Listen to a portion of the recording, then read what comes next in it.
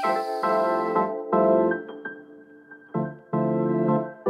teman-teman semuanya, hari ini bakal seru banget karena gue bakal ngebahas sebuah kamera yang gue punya dari lama banget. Justru kamera terlama yang gue punya. Total selama 3 tahun kira-kira gue memiliki kamera ini. Udah dari tahun 2021. Dan menurut gue kamera ini sampai sekarang masih menjadi sebuah kamera yang sangat-sangat revolusioner.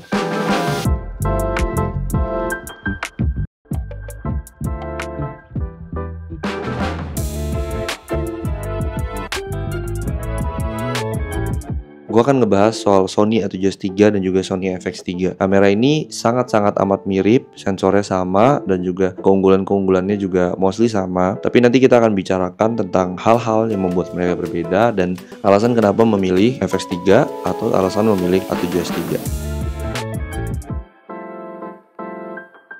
Keunggulan pertama yang Sony A7S III dan juga Sony FX3 miliki dan menjadi sebuah kamera yang istimewa sekali adalah color bit depth-nya. Kemampuan mereka merekam file 10-bit 422 internally pada saat tahun 2020, tahun 2021, pada saat itu kamera yang dipakai oleh publik itu kebanyakan tidak bisa merekam 10-bit 422, kebanyakan itu masih color 8-bit. Dan pada saat itu, wah ini menjadi sebuah kamera yang revolusioner sekali karena kamera kebanyakan yang memproduksi konten dan juga memproduksi video oleh consumer dan juga oleh semi profesional itu adalah kamera-kamera yang berbasis 8-bit. Sedangkan sejak saat A7S III dan FX3 mengeluarkan fitur 10-bit ini, kamera-kamera lainnya mulai melirik fitur ini, fitur 10-bit, dan juga itu mengapa mulai dari saat itu konten-konten yang dihasilkan oleh orang-orang dan juga video-video yang diproduksi juga sudah mulai memiliki awareness terhadap kedalaman warna. Menurut gua FX3 dan A7S III ini adalah menjadi sebuah pionir kamera yang memiliki sebuah impact gitu ya, bukan cuma terhadap fitur mereka, cuma terhadap seluruh industri kamera itu sendiri. Dan dampaknya kemana? Dampaknya adalah ke video-video yang kita bisa hasilkan sekarang, film-film yang banyak juga menggunakan kamera-kamera kecil ini. Terasa banget ya perbedaan antara 8-bit dan 10-bit. Mungkin terasa oh cuma 2-bit kayaknya biasa aja gitu ya. Tapi sebenarnya kalau kita telah lebih mendalami lagi, 8-bit itu kira-kira memiliki 256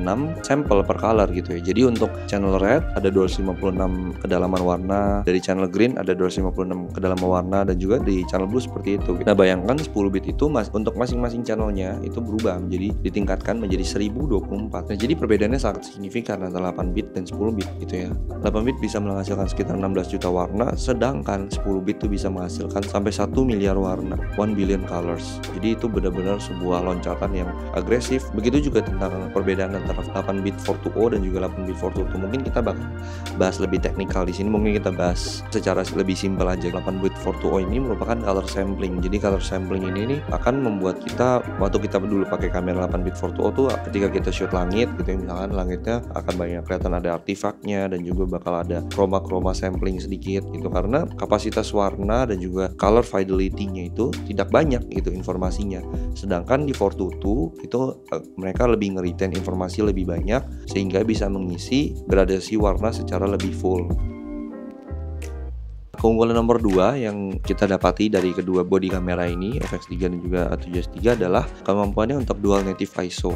Dual native ISO adalah sebuah fitur di mana kita bisa merekam gambar yang clean itu di dua nominal angka ISO ini, yaitu di 800 dan juga di 12800. Nah, 12800 ini menjadi sebuah angka yang sangat-sangat ajaib gitu, karena 12.800 itu tinggi banget ketika kondisi malam hari sangat gelap gitu ya. Gue kan sekarang sukanya pakai 124-105 itu di f4 untuk bisa merekam malam hari dengan posture yang proper. Dengan fitur ini tuh menurut gue masih something yang take it for granted. Kadang-kadang gue lupa ada fitur ini ya. Oh iya, dengan 12.800 f4 tuh jadi usable. Padahal sebelumnya tuh mana bisa kita rekam f4 di malam hari tuh udah benar-benar gelap banget untuk kamera-kamera yang tidak dual native ISO.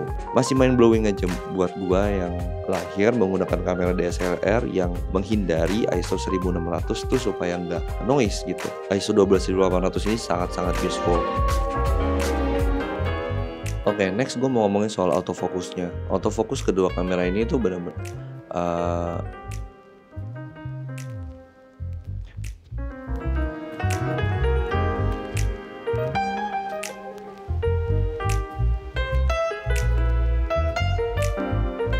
nggak bisa dijelaskan lagi gitu memakai kata-kata, karena ketika punya kamera yang autofocusnya bagus banget itu tuh kayak magic, lagi-lagi kayak magic ya. Kalian hanya taruh lensanya di situ dan otomatis dia akan ngedetect muka kita. Dimana-mana kita ngomong kayak gini juga bakal lengket gitu autofocusnya, dan ini work like magic. Seriously, kayak semua lensa Sony ini ya semuanya bakal perform kayak gini sama.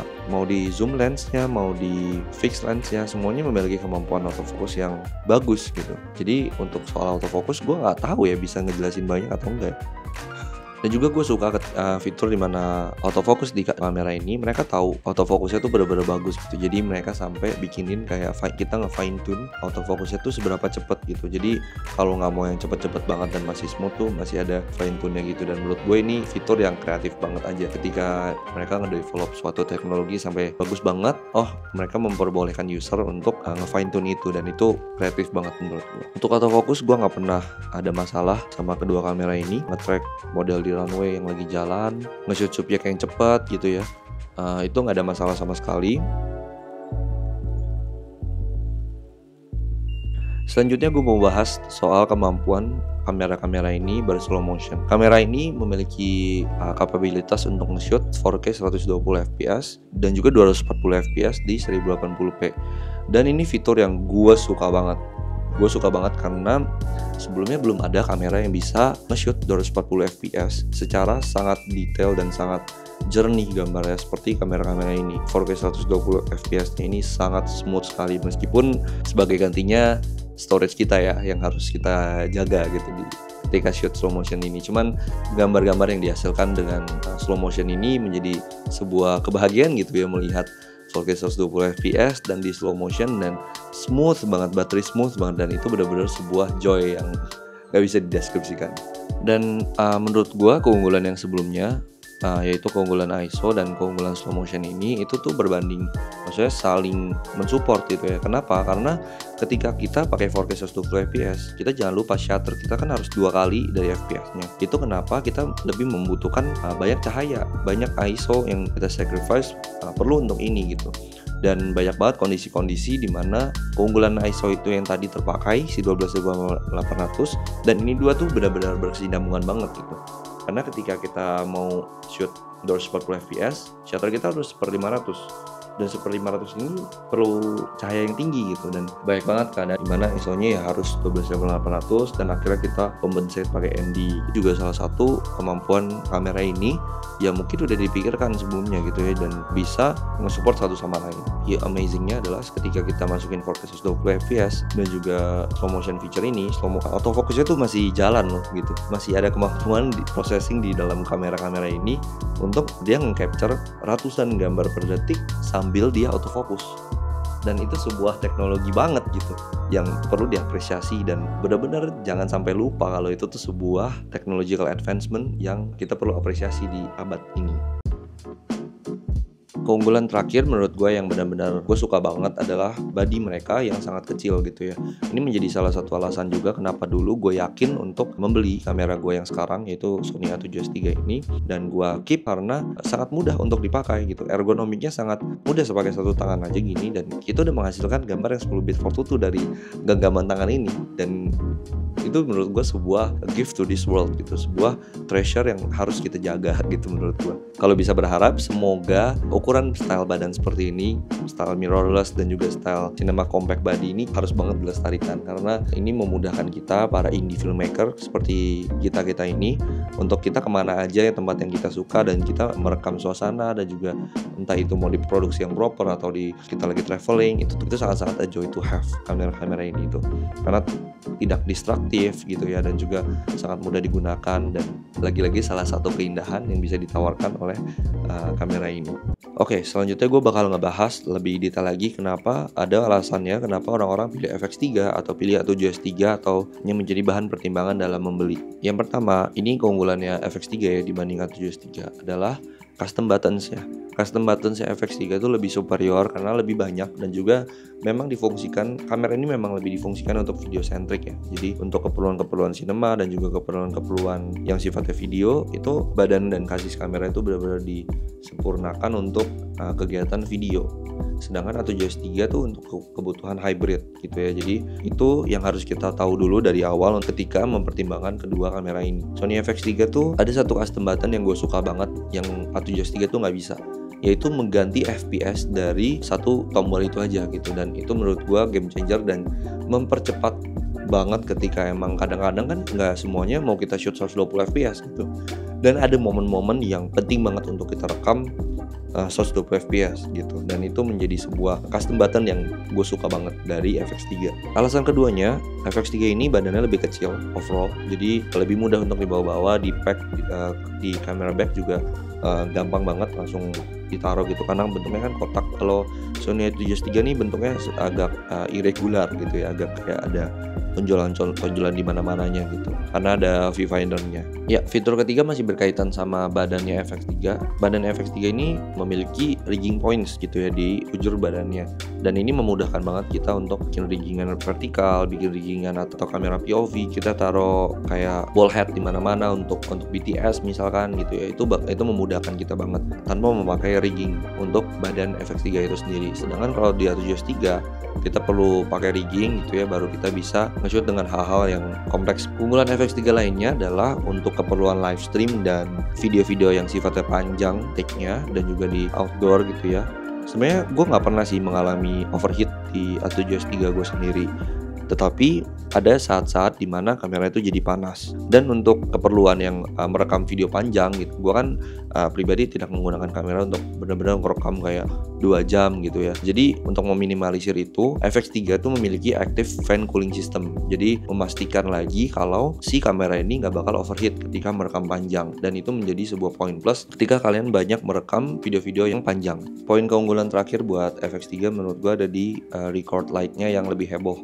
Jadi dia kalau ngerekam kita bisa ngeliat nih kayak gini, di depannya ada tail light-nya gitu, dan itu menurut gue fungsional banget dibanding A7S3 yang nggak ada nih. Kalau ngerekam gue nggak tahu nih dia lagi ngerekam atau enggak gitu. Jadi sebuah napas lega aja gitu ya untuk kita yang tahu, oh ini lagi recording loh, oh ini nggak lagi recording gitu. Dan lagi sih sebenarnya buah kamera yang didesain sangat video centric.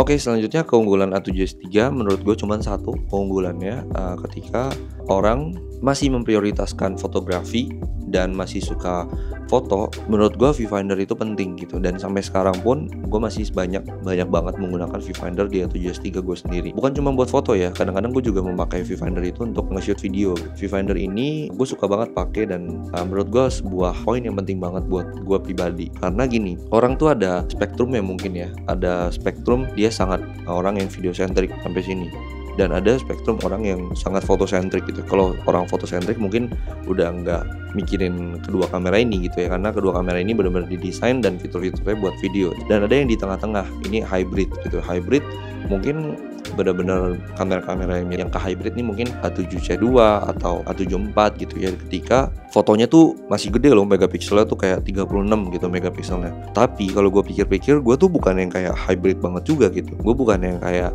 butuh megapiksel sampai 36 gitu. Jadi gue tuh mungkin ada di spektrum di sebelah sini nih. Karena gue juga, kalau kalian tahu, gue tuh masih berfotografi di akun gue satunya, Cakralawa. Kebetulan Cakralawa lagi ada 2 exhibition di bulan ini, satu di G-Fest dan satu lagi di Art Hotel yang bakal diselenggarain sampai Desember. Menurut gue fotografi dengan megapiksel yang tinggi itu bukan prioritas gue, tapi viewfinder itu penting banget buat gue. Ini menjadi satu-satunya keunggulan A7S3 yang bisa gue pikirkan gitu dibanding FX3 gitu ya. Selain harganya ya, harganya lebih murah jauh A7S3 dibanding FX3 sekarang. Oke, itu aja sih poin-poin yang bisa gue sharing tentang pengalaman gue memiliki kamera ini selama 3 tahun. Dan udah cukup lama gitu ya gue memiliki sistem kamera ini. Terakhir mereka ngupdate sesuatu yang menurut gue signifikan, yaitu 4K DCI, dan gue suka banget.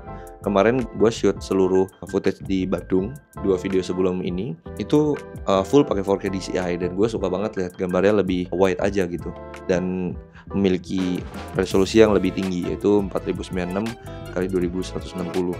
Dan itu artinya mereka masih care gitu ya sama device yang 3 tahun yang lalu loh gitu. Mereka kasih support berupa firmware update yang masih benar-benar bagus banget gitu. Dan terakhir juga ada firmware update buat FX3 buat shutter angle. Dan gue personally menggunakan dan memiliki A7S3 selama ini, dari tahun 2021 dan nggak pernah gua nggak amazed sama keindahan-keindahan yang ditawarkan yang tadi gue udah bilang. Dan Sony FX3 ini Sony kirimkan sering banget gitu ya untuk mendukung ATH syuting, untuk gue review seperti ini gitu ya. Thank you Sony sekali lagi sudah mensponsori video ini. Benar-benar sebuah alat yang patut kita rayakan dan patut kita syukuri keberadaannya di muka bumi ini. Technological advancement yang luar biasa banget buat kita para artis. Jadi kita bisa berkarya jauh lebih banyak memakai kamera-kamera yang tidak memberikan kita limit dan boundaries terhadap cara-cara kita meng-capture dunia ini. Dan juga terima kasih buat teman-teman semua yang udah nonton. Semoga video ini bisa bermanfaat dan juga kalian bisa take something from this video. Kalau misalkan kalian ada pertanyaan, boleh kita bahas di kolom komen. And thank you. See you next time.